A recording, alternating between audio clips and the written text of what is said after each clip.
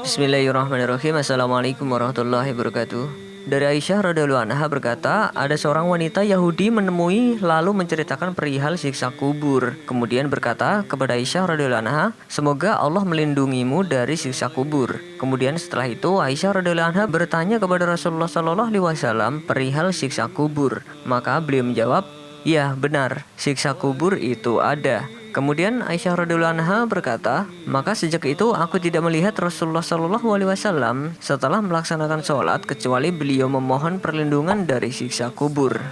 Video ini akan membahas sedikit tentang betapa ngerinya alam kubur, di mana itu adalah sebuah jalan persinggahan yang pertama sebelum manusia digiring ke padang mahsyar.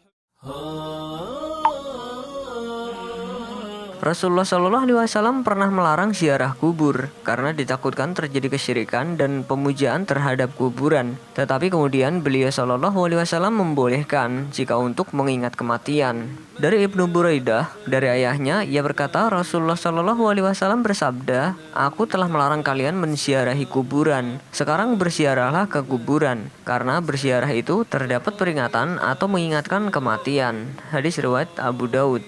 Alam kubur merupakan alam setelah kematian. Penggambaran alam kubur begitu mengerikan. Di antara jenis azab kubur adalah himpitan kubur yang akan mematahkan dan menghancurkan tulang belulang penghuninya. Bahkan hampir semua orang yang mati itu ketika dikuburkan di dalam kuburnya akan merasakan himpitan kubur, lalu akan dilonggarkan darinya dari sebab keimanan dan amal solehnya. Dalam sebuah hadis dari Abu Ayyub radhiyallahu anhu bahwasanya ada seorang anak kecil dikuburkan, maka Rasulullah Shallallahu alaihi wasallam bersabda, seandainya ada seseorang terbebas dari himpitan kubur, niscaya anak ini terbebas.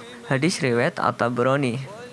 Isyarat adanya sisa kubur membuat jamaah yang mendengar khutbah Rasulullah Shallallahu Alaihi Wasallam menjadi gaduh dan berteriak. Suatu hari Rasulullah Shallallahu Alaihi Wasallam berdiri menyampaikan khutbah, lalu menyebut perihal fitnah kubur yang setiap orang akan diuji karenanya. Ketika beliau menyebutkan hal tersebut, kaum muslimun menjadi gaduh dan berteriak. Hadis riwayat Bukhari. Dari Hani, bekas budak Utsman, dia berkata, jika Utsman bin Affan berhenti di suatu kuburan, dia menangis sehingga jenggotnya basah. Ditanyakan kepadanya, apakah kamu ingat surga dan neraka? Janganlah kamu menangis. Apakah kamu menangis hanya karena ini? Dia menjawab, sesungguhnya Rasulullah Shallallahu Alaihi Wasallam bersabda, sesungguhnya kuburan adalah tempat singgah pertama akhirat. Jika selamat darinya, maka setelahnya pun ia akan lebih mudah urusannya. Namun jika ia tidak selamat darinya, maka sesudahnya pun ia akan lebih sulit lagi. Utsman berkata, Rasulullah Shallallahu Alaihi Wasallam juga bersabda, aku tidak pernah melihat suatu pemandangan melainkan kuburan itu lebih buruk dari segalanya. Hadis riwayat Ibnu Majah. Bahkan jeritan dari dalam kubur karena siksaan bisa didengar oleh semua binatang.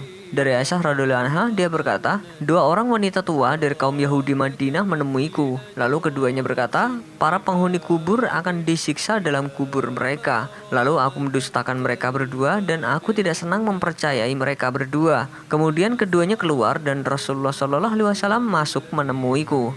Lalu aku berkata, wahai Rasulullah, ada dua wanita tua dari kaum Yahudi Madinah mengatakan para penghuni kubur akan disiksa di dalam kubur mereka. Beliau Shallallahu Alaihi Wasallam bersabda, keduanya benar, mereka akan disiksa dengan siksaan yang bisa didengar oleh semua binatang. Lalu aku tidak melihat beliau melakukan sholat kecuali beliau berlindung dari siksa kubur. Hadis riwayat An-Nasai.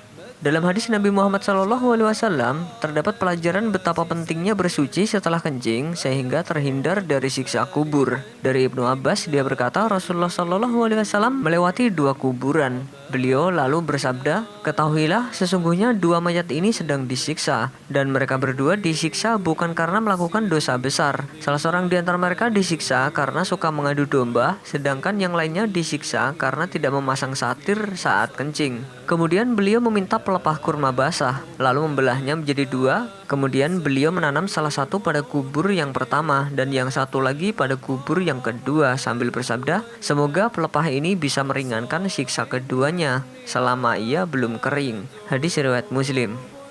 Itulah sebabnya mengapa mayoritas azab kubur sebagaimana disampaikan Nabi Shallallahu Alaihi Wasallam adalah karena kencing. Tidak lain adalah karena sulitnya menjaga diri dari kencing dan menjaga diri dari bekas kencing. Dari Abu Hurairah, ia berkata, Rasulullah Shallallahu Alaihi Wasallam bersabda, mayoritas siksa yang terjadi dalam kubur adalah karena sebab kencing. Hadis riwayat Ibnu Majah. Bahkan Fir'aun yang jasadnya disimpan di museum pun merasakan pedihnya siksa kubur. Maka Allah memeliharanya dari kejahatan tipu daya mereka. Dan Fir'aun beserta kaumnya dikepung oleh azab yang amat buruk. Kepada mereka dinampakkan neraka pada pagi dan petang. Dan pada hari terjadinya kiamat, dikatakan kepada malaikat, masukkanlah Fir'aun dan kaumnya ke dalam azab yang sangat keras. Quran Surat Al-Mu'min ayat 45-46.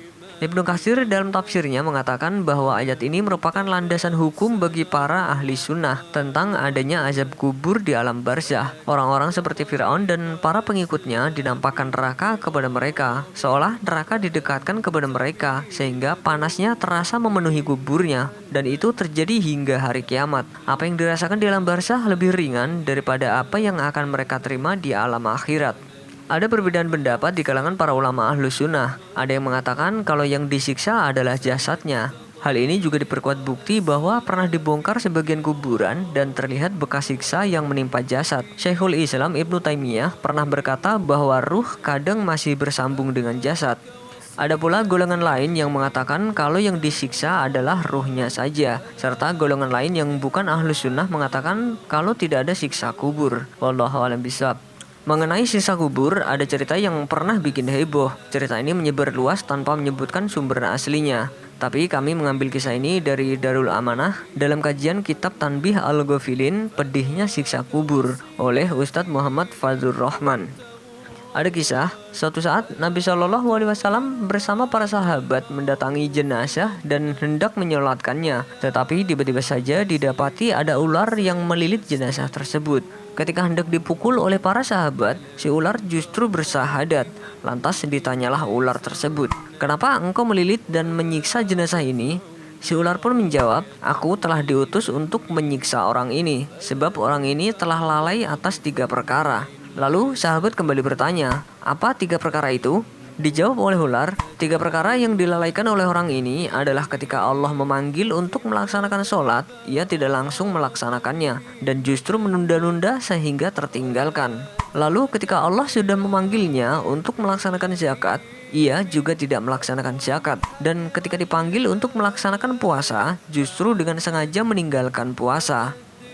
Kisah lainnya juga menceritakan hal yang hampir sama. Ketika para sahabat menemukan ada seorang pemuda yang menangis di depan masjid, lalu ditanya, "Kenapa wahai anak muda? Apa yang membuatmu bersedih?"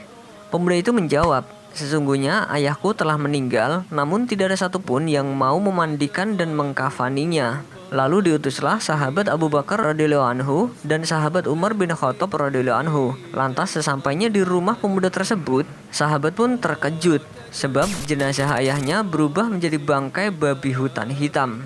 Melihat hal ini, sahabat Abu Bakar radhiyallahu anhu dan sahabat Umar radhiyallahu anhu pulang dan melaporkan hal tersebut kepada Nabi Muhammad SAW. Setelah mendengar laporan tersebut, Rasulullah SAW mengajak 2 sahabatnya itu untuk kembali ke rumah pemuda tadi. Kemudian sampai di sana, Nabi mengangkat tangan dan mendoakan jenazah tersebut. Ketika jenazah tersebut kembali menjadi jenazah manusia pada umumnya, Nabi SAW pun memerintahkan para sahabat untuk memandikan dan mengkafaninya. Setelah dimandikan dan seterusnya, jenazah pun diantar menuju kubur. Terkejutnya para sahabat ketika hendak diletakkan di liang lahat, jenazah tersebut kembali berubah menjadi babi hutan. Sahabat pun bertanya, "Apa yang dikerjakan ayahmu selama di dunia, anak muda?" Pemuda itu menjawab, "Sesungguhnya ayahku telah lalai dan sering meninggalkan sholat." Mendengar pernyataan pemuda tadi, Nabi Shallallahu Alaihi Wasallam kemudian menjelaskan bahwa beginilah perwujudan di akhirat nanti ketika seseorang sering meninggalkan sholat, seperti babi hutan yang hitam legam. 2 kisah ini menjadi gambaran bagi kita akan pedihnya siksa kubur. Saking hebat dan pedihnya siksa kubur, Nabi Shallallahu Alaihi Wasallam hingga berulang kali memperingatkan kita untuk meminta pertolongan dan perlindungan dari Allah akan siksa kubur. Abu Hurairah berkata, Rasulullah Shallallahu Alaihi Wasallam bersabda, jika salah seorang dari kalian selesai membaca tasyahud akhir, hendaklah berlindung kepada Allah Subhanahu Wa Taala dari 4 perkara, dari siksa neraka jahanam, sisa kubur, fitnah kehidupan dan fitnah setelah mati, serta dari fitnah Al-Masih Dajjal. Hadis riwayat Ibnu Majah. Karena ngerinya fitnah kubur, kita disarankan untuk berdoa agar terhindar darinya. Semoga kita dihindarkan dari fitnah kubur. Wallahu a'lam bishawab. Wassalamualaikum warahmatullahi wabarakatuh. فإن لاقيتني سأذكرنك